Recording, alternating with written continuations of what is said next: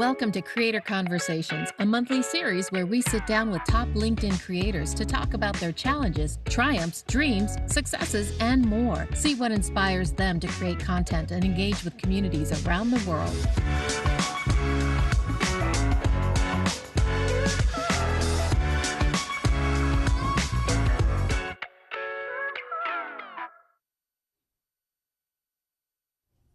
Hi, I'm Scott Rising, and welcome to Creator Conversations, a monthly live show where I speak to top LinkedIn creators about a trending topic in the world of work. Today, I am coming to you live from our studio at Dreamforce in San Francisco.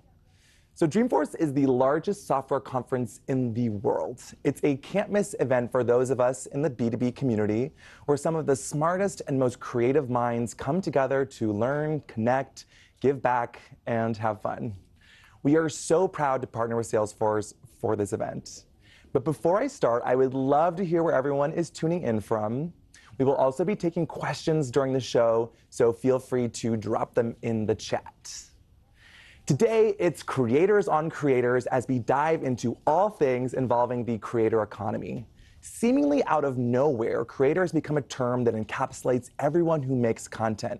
That could be a podcaster, showrunner, director, writer, blogger, vlogger, TikToker, YouTuber, and of course, our very own LinkedIn creators. If you post on a social platform, you might not realize it, but you are a creator too. Today, I have two amazing LinkedIn creators to discuss everything involving the creator economy. First, we have voice actor and CEO of Joy Ofodu LLC, Joy Ofodu. Hey, hi, Joy. Hi, good morning, good afternoon, good night. Good morning. Yes, for some of us it is good night. I'm watching right now. Good evening. And head of customer empathy and community advocacy, digital media at Adobe, Teresa. Hi. Welcome.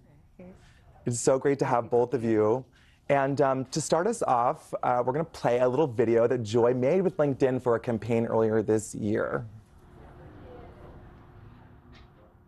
Can she approve this? She's not the POC. Try Ryan. Hey, have you seen Ryan? Ryan's on pat leave. Try Sanjay. Are you on Sanjay's team? I am, but Sanjay's on PTO. Can we loop in Denise? Okay. Hey, Denise! I don't have Viz on that project. Have you met Shayla? Shayla, girl, please, can you just approve? Ooh, I just onboarded yesterday, but Rick. Where can I find Rick? I'm Rick. I typically approve, but today's my last day, so... So Joy, would you like to share the inspiration for that video, or do you want to just plead the fifth? I'm not going to plead. The inspiration for the video is when you are trying to get something done in the workplace and you keep getting hot potatoed around and chasing down that person. I think we've all been through it, so I just love doing situational sketches and like original writing for my workplace comedy. It's really funny to watch that back, especially in the presence of people, because this all happens from my bedroom. So if I could blush, I'd be blushing right now, but I'm really glad that I got to create that with you and be a LinkedIn managed creator. Totally, and I think one of the reasons that resonates is we've probably all been on both sides of that, the person chasing and the person being chased down. Right. For a deliverable. Yeah, we all want to bounce it to the next person, so I think we're all a little guilty of that. You know, to start us off, I really want to just lay the groundwork for the creator economy. So Teresa, can you just explain for those of us, creator economy, like what is it, creator economy 101? Well, I think there's been a lot of different definitions of what the creator economy is for the last couple of years. But recently, I think because we have so much more data now, I've seen a consensus of what that might be, and it is massive. The creator economy is estimated, the value is estimated at over $100 billion, with over 50 million creators, right, within that cohort, and 2 million of that are actually professional individual creators, with the vast majority of the rest of the people being amateurs and just starting out. And I think you said it when you started us off by saying if you're putting content on social, you are a creator. Because a creator is defined as someone that is creating, it could be an individual, it could be a solopreneur, it could be a small business owner, and they're creating businesses out of their passion, right? And they're trying to monetize their content, their services, and their goods online.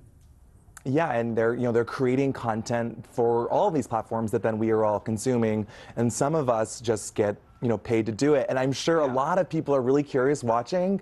So how do these people make money? How do you get paid? So I, Joy, I would love to hear from you about sort of where with all these creators, like where is that monetization? Where is the income coming for creators? Absolutely. There are so many different ways for creators to monetize that I think don't immediately come to mind for the person watching. The first is the most obvious, like you saw there, sponsored social content. So this is a creator partnering with a brand, an organization, a nonprofit to generate a video, a short form video, right, that appears on the brand's channel. You might also create something that appears on your channel. There's affiliate marketing. You can open up an Amazon influencer storefront and sell products that you mention in blogs or podcasts or videos. If you're a creator like me, there's voiceover. So I recognized after about a year and a half of creating social videos, I'd made maybe 200 videos. I'd actually built a voiceover portfolio. So I started working with animation and film studios and games, like original games that you play on consoles and on web. You can sell your voice as a creator. You can sell your consulting services. So companies are bringing in creators to like councils, whether it's diversity councils, product councils, to consult and paying them for research, right? Paying them for their time. There's also event and talent hosting. I personally love being live with people and being on stage. Right here. Right, hey, it's so good. Like we miss this, and I think people are recognizing that instead of like the traditionally trained, hello, I'm your host, like you can also bring in someone who people recognize and love from the internet to host an event. Hey, what are you trying to say? Literally, not all I'm saying is that, I might be in your couch. Like, just give me I better watch out. Yeah. Watch out. Give me 2 days and I'll be in your seat. Thank you so much. Well, yeah, I should be careful. I'll try and. Well, that's why I wore this suit. I had to really, protect myself here. Right. So I think the term that people often really thought about with creator that seemingly is out of fashion, out of vogue, is the word influencer. Yeah. And I'd be really curious to see if either of you have a perspective on whether or not those are just two different things. I mean, personally, I feel like calling yourself an influencer just sounds really like no one wants to refer to themselves as an influencer. Yeah. But like creator is a bit more like about the content, what you're producing. And I'm sure there will be a new word in 2 years, right? But at this current moment, I believe there is a distinction between creators and influencers. You might be a UGC creator. That's another way to make money. You, maybe with your face or without, are just generating repetitive, iterative content for brands in like a sort of absent, unmarked space, right? You're not necessarily influencing anyone by persuading them to do anything due to who you are. It's not about your likeness or your story. It doesn't really take conviction, it just takes you showing up. So there are video creators, there are photo creators, there are content creators, there are blog creators, and then there are influencers. There are people who influence people to do things. I didn't really consider myself an influencer when I started producing videos 2 years ago. But I got into meditation and I got into posting about my dating life online, which is like huge Nigerian parent red flag. But as I was doing so, people would tell me, Joy, you inspired me to download a dating app. You inspired me to pay for this app.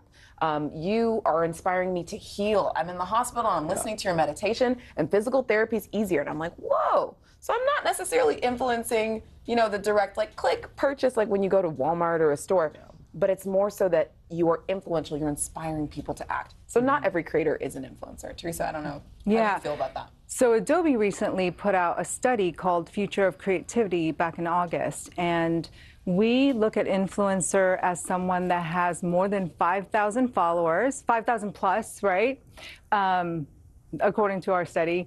And we did research that only about 15% of the whole creator economy is actually influencers.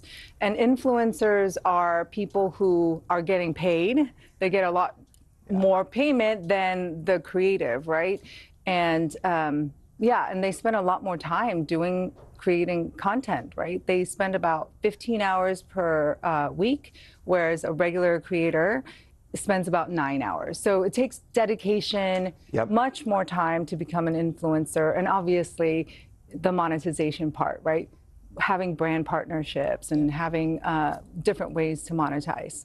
And that's why we're having this conversation, because I think the audiences here just heard like 3 different definitions or reasons for like what is the difference between these two things. There's a lot of disagreement or just philosophical differences and how these things are perceived. And I have to say, we do have people tuning in from Nigeria. Hey, Nigeria. From India, South Africa. It's really amazing. Bangladesh, Saudi Arabia, the Bronx, hello New York, Peru. So it's really exciting to see just how everyone coming in from all over the world. And just a reminder to drop in comments, questions you have for our guests, and I'll try to get to them. Now, one question I'm really curious to hear is, what do you think is the biggest misperception people have about creators? Well, you being a creator, what do you think? I'm going to throw this to Joy first. Here's one. There is like a cult of celebrity, I think, that has been developed around creators. So I get a lot of comments of people, especially as my audience has grown. After I crossed that like 50K, 100K mark on some of my platforms, people commenting on my content in the third person. She's so funny. Oh, I love her. Oh. I'm like, y'all know this is going straight to me, right? Like, I think there's a misperception that we all have teams, that we're all managed. And it's like, some of us are just in our suburban bedrooms with, no team, no socials. And so it's exciting that people consider me, in that position, or consider creators in that position. But it can also be really harmful. Like, the biggest misperception is that if you critique us, you criticize us, you reshare it, you even mention us anonymously, you create a video about our content, something you don't like, that we won't see it. Like, we're still people using the internet. So I think that it has a plus, because if people consider creators celebrities, it means we have more opportunity beyond this digital industry. We can be in streaming, we can be on television, we can actually launch businesses and products. You see Emma with Chamberlain Coffee, Mr. Beast has got his burgers. So people consider us business leaders due to that cult of celebrity. That's awesome. But on the downside, it could mean a potential, detriment to our health, our mental well-being, as people either attack, criticize, ridicule, or speak about us as if we're not in the room when we're right on our phones. As if you're not in the room, in your comment section. I look at everything and I respond to every message, so I get a lot of, oh, she's never going to respond to this, or I know you won't see this. I'm like, yeah, I just saw it. Hello, we're in conversation now. I think people misunderstand how easy it is to get in touch with some of their favorite creators or brands. Like, you can really just slide in the DMs. I do think that people do underestimate how much the stuff that is being read, and I come from the brand side at LinkedIn and previous brands, that people often really do read what you're saying. And so if you could be cursing out a brand and someone is at the other side of that, seeing that. And I think as a creator, it's an interesting space. As you grow your audience, like celebrities, they're probably, they get used to it really quick, some of that attention and the criticism. But when you're a creator starting out at the very beginning, you have to sort of like build that thick skin as you progress throughout your career. 100%. And I'd be curious to understand about like that sort of like what they call like a parasocial relationship, which for those of you at home, it's like the idea that there are all these people that watch Joy's videos, but Joy doesn't really get to see them the way they get to see her, and they feel like she's a friend. It can be scary good and scary awesome. I'll share some scary good moments. Leaving an elevator in Mexico, going through Oakland Airport TSA, being at a concert in Sacramento or a music festival, people will come up to me, hey, it's you. I left the biggest audition of my life for a series regular position on TV, and they found me because of my social videos. And as I was walking on Hollywood Boulevard, the stars are under my feet, some guy goes, hey, my girlfriend watches you all the time. I was like, whoa! So it's just crazy how much people actually recognize and feel connected to you due to what you're putting out there. There's a layer of vulnerability that, like, the more vulnerable you are, the more transparent, the more likely it is, I think, that your audience will... They're going to connect with you genuinely connect with you. So that's, I think, the positives of this parasocial relationship. I've got some people who've been following me since when I was single, right, and looking for love online, and they share with me their kids and their failures and dates. I've run into a woman on the street who was on a date who followed me. She's like, I'll tell you all the gossip. Oh, gosh. Like, that's so fun. But then there's also people, right, who feel kind of entitled to your space and your time and send you videos. I'm like, girl, I have enough to read. I have enough to watch. So the relationship, I think, at the end of the day is beneficial. As a creator, I feel an insane amount of responsibility to protect that, right? And the trust that I've earned, and myself, right? But the trust that I've earned, especially now as I scale monetization, to really be careful. And Teresa, I would really be curious from the brand side of the house to really understand how brands What should they be thinking about when they go to work with creators? That's a great question. I was thinking about that last night, and I think I have an internal podcast at Adobe. It's called Humans of the Creator Economy, where I bring the voices of our customers, of our potential customers, of creators, right to my colleagues and the executives running Adobe. And the feedback has been, it's so powerful to hear directly from the creators. Instead of reading the reports, all these reports and data, hearing their voice is super powerful. So I would say, number one, brands should definitely meet the creators halfway or where they are, by listening. What do they want? What are they creating? Instead of saying, okay, this is our brand, this is what we want to create, but really figure out some synergy between the partnership, but really like joy. This is your forte, and we love you for what you create and what's meaningful to you, right? Select people that matters to the company, but also just work with them and meet them where they are.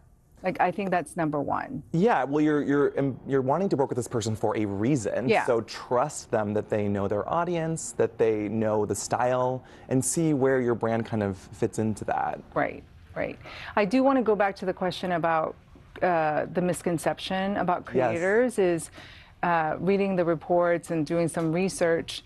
I always thought that creators just want to monetize, right? You would think everybody wants to make money, but actually a lot of the studies have shown that they actually want to become small business owners. Right. Like, they just want to make a living out of the passion because that's what they love. And, I know someone said, I want to do this because I never want to retire. I just want to continue to do what I love, right? So it's not a job and you're not really working. You're really just living the life that you love. Certainly. Every creator has different goals. For some people, it's a platform for monetization. Right. Like, kids are saying that they want to be a creator when they grow up now. Oh, I think a lot of the kids between ages of 8 to 12 wants to be successful YouTubers, including my son. Little children pick up and hey guys. You're like, oh my goodness. But there's monetization, there's creating a portfolio for your talent.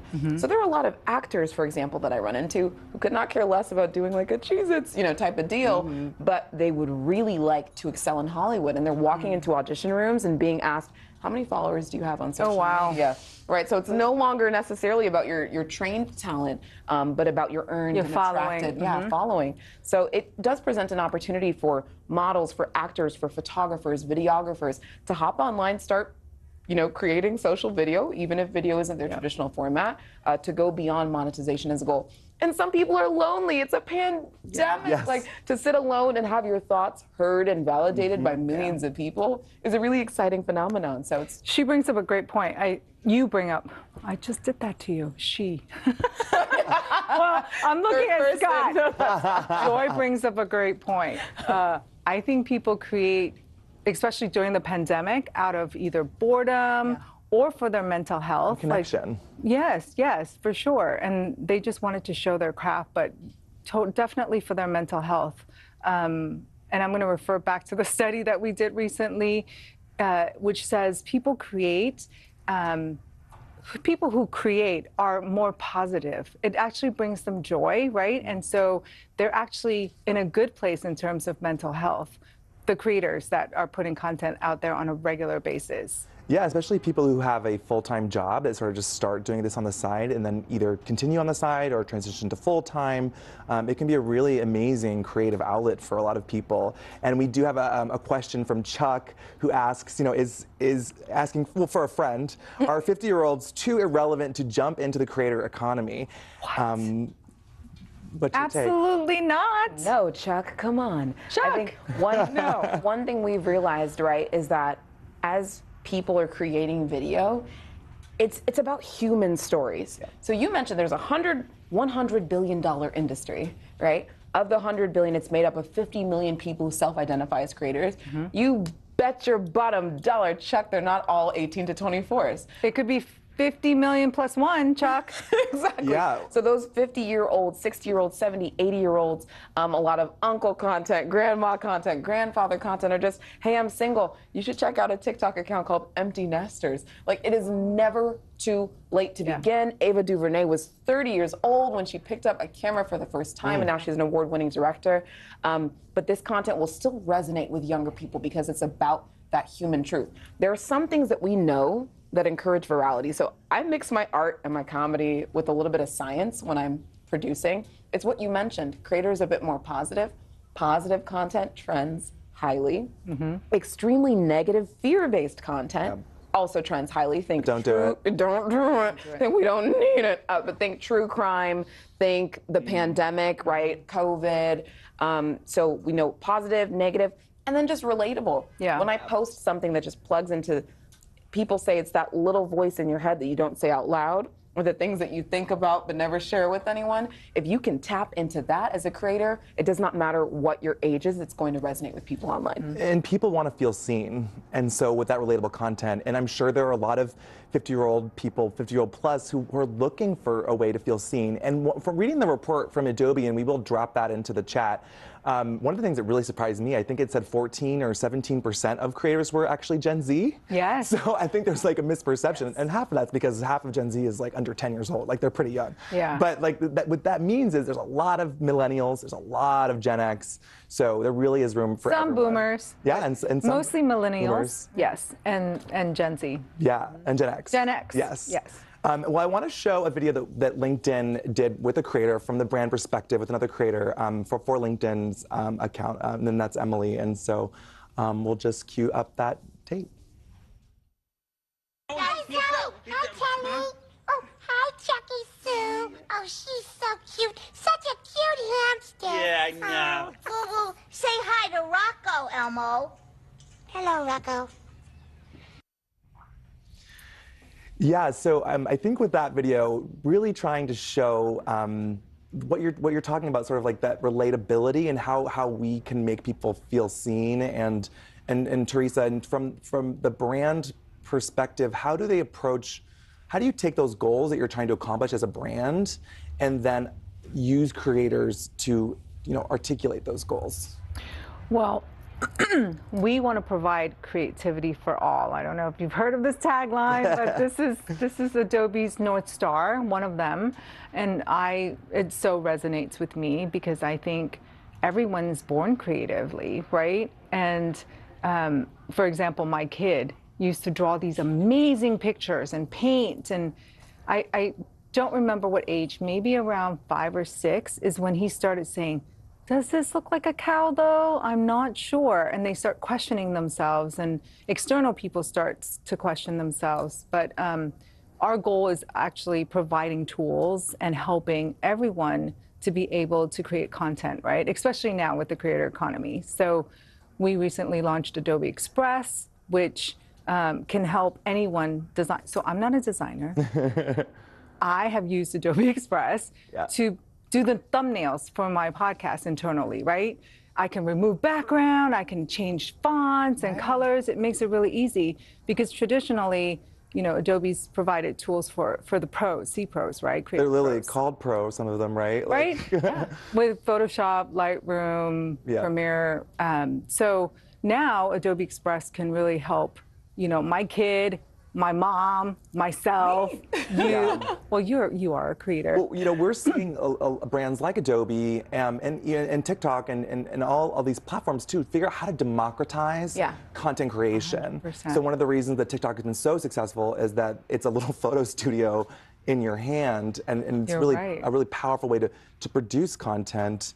And I'm wondering, what skills would you say you require as a creator, maybe more generally, since every type of creator has their own skills? What would you think to be successful as a creator? It's so tough. You definitely need that thick skin. So a digital media literacy. You're going to do a lot of comparison as a creator to others in this 50 million player field. So making sure you've got digital literacy, understanding that not everything you see is actually as it is, and you're doing the same thing when you produce, right? A little bit of corporate social responsibility as you start to work with freelancers, a hunger wonder and a curiosity to seek out like Adobe tools, creative tools, financial templates, rigor. Because I promise you that to do this well, you need to stay in the game. I think it's consistency, tenacity. The work ethic. The work ethic. People, that's a misconception. Yeah. We uncovered it, that you're just partying and playing. And it's like, no, I'm pitching brands actively. They're getting in contact with me. I'm having to fend off or engage with comments. I'm thinking about new formats. I'm staying up on trends. Different platforms like LinkedIn are introducing tools, and it's just actually quite a lot. So those are some of the skills I think are required. On the brand side, my hope is that brands begin to engage with creators more equitably, right? And begin to look at especially Black creators. Yep. This is an area I am so passionate about. I launched the newsletter. We're gonna plug it. Scott knew I was gonna plug it. I just published my first issue of Joy's Black Creator Breakdown, which is a newsletter exclusively on LinkedIn. And what I'm excited to do here is give people guidance, insight, just make it a little bit more digestible, chewable, tangible to understand this $100 billion space, but more specifically, the Black creators, influencers, funds, studios, agencies that are really playing in this space. So the first issue that I published is a guide. It was developed for my ethics studies in my master's program at Santa Clara University, and it is how to ethically navigate the Black creator economy. These are things that business leaders, marketing managers can do to make their dealings with Black creators more equitable. And I promise there's something you haven't already thought about. So check out my first issue. It's on You're gonna drop that in the We will. Joy Ofodu. chat. Yes, and you know, to make sure that Black creators are getting their slice of that $100 billion creator economy. We are so influential to the whole ecosystem, as we saw with like Kabi Lame, TikTok, who's now finally getting his 75K, 750K per video, and his shine. We are so influential to the trends, to the music, to the formats. But again, the language historically of social media is, you know, really taken from Black creators. Black creators,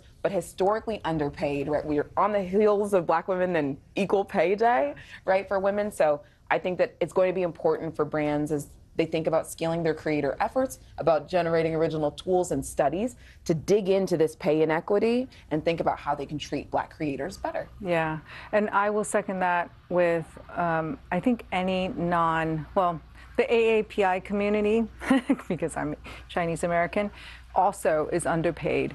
Not just in the real, amazing that you did this newsletter. Yeah, thanks. Yeah. It was an exciting thing to study. It made me a little bit sad, right, to see this gap. But I've experienced it firsthand also in the campaigns that I've been offered, being offered, you know, entry into a campaign or program after white creators, and them sending me white creator examples, right, to kick off. It's like, whew, we got quite a bit of work to do. But honestly, I'm taking it with stride. I am so excited to educate, to participate, to share, and to also hire other Black creators and put Black creatives on. Today I'm wearing Black owned. This is House of Soleil, right? Okay, on the little denim jumpsuit. I got True Face by Grace earrings. I'm wearing Mented Cosmetics. There's so many Black owned brands that are pushing this economy. So I'm just here to support it all. You're like, I'm gonna live it, head to toe. Let's do it. Yeah, it's on my face. This has been such a great conversation, and I have one last question from Bastien. You know, how do you deal? You know, do you deal with any of the pressure of creating content? You know, how do you deal with that? And what is your advice for people out there who can kind of feel that pressure? You know, avoiding burnout. You know, things like that. Start with what's familiar. If you set out and your goal is to just grow or scale or growth hack, you're going to have a pretty miserable time. You will always be at the mercy of other people's algorithms, of other people's verification systems to determine if you are like good enough or real enough. So don't worry about those vanity metrics. Stop thinking about comments and likes and start thinking way more about saves, what's going to make someone come back to this app, back to your channel, back to the content, and shares. Every single time I produce a video, I think, what would motivate this person to share it to somebody else? So starting from that angle, and then also thinking about, what will this do for me? You need to be a little bit selfish as you are creating. I think it's a very good idea. So that's where I would kind of start in thinking about the pressure and how to tackle it. It's okay to take breaks. Yes. It's okay to film and batch content. Not all of us are daily producers. I know I'm not a daily vlogger. I couldn't do it if you, I could do it if you paid me, but I wouldn't like be how as, much? Right, I wouldn't be as energized to daily vlog or to let cameras into my home, right? But I am energized by getting to control the creation. Sometimes I'll produce 5, 10 video ideas or 20. Sometimes I'll have a completely empty camera roll and then just produce on the spot. Open up the Reels camera right on my phone and just film and post. So figure out what your style is, lean into that, use feedback as a guide, as a proxy, but not as a determinant of what you can post. Ultimately, it is your account, it is your platform, so don't let anyone else tell you what to do with it. But please be kind online. Okay. Oh, yeah. I think remembering your why, like you said, like what matters to you, because a lot of creators really, I keep saying the word passion, you know, they care deeply about this topic or whatever matters to them. So when you get burned out or get tired, just try to remember why you started creating in the first place. But I love your suggestion about batching them up. Like, I do that sometimes. My podcast is weekly, but sometimes I'll do a bunch of recordings so that I can just relax the next couple of weeks or whatever, or just focus on sourcing or vetting and do other things. And what Teresa said is so vital. What she said is so vital. If you are hanging on to your why, then when brands and opportunities and managers and agencies and all these people who want to take cuts of you, right, or buy into you, when they start coming, you'll understand that's an easy yes, that's an easy no. And so that will reduce a lot of the pressure for you. Yeah.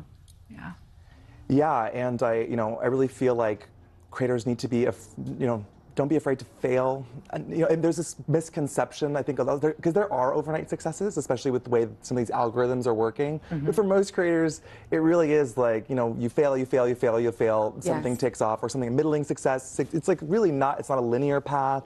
There's so many different routes to getting there. You just need to start. Yes. Just start today, and that's preferred, because if you have an overnight success and people came for one video and you don't feel like replicating that video, your engagement will tank. But if you begin producing over 1 year, you just start today with something small. Replicate it, iterate, fail, keep going.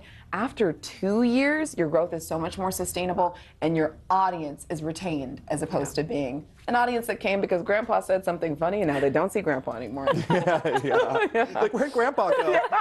Like, I came here for grandpa. Yeah, so anyway, buy Cheez-Its, it's like, it's not gonna work out. No, I do hear that a lot, because they're scared that it's not perfect, I don't have the right soundbite, or I can't find the right font, or there was a guy that was photobombing my video. But just start and reiterate, like you said, and continue to do so and learn and grow. Well, thank you both so much for being here. Joy Ofodu, Teresa Au, and make sure you follow both of these wonderful creators on LinkedIn and off of LinkedIn. It doesn't bother me. And thank you so much for joining this episode of Creator Conversations. If you're curious about becoming a creator on LinkedIn, just turn on creator mode, follow the LinkedIn for Creators page. And we'll drop our guest profiles in the chat, as I mentioned. And we'd also just love to see what you're creating. Post on LinkedIn with the hashtag Creator Conversations, and we may feature it on our next episode. And I'm Scott Rising, and I will see you next time.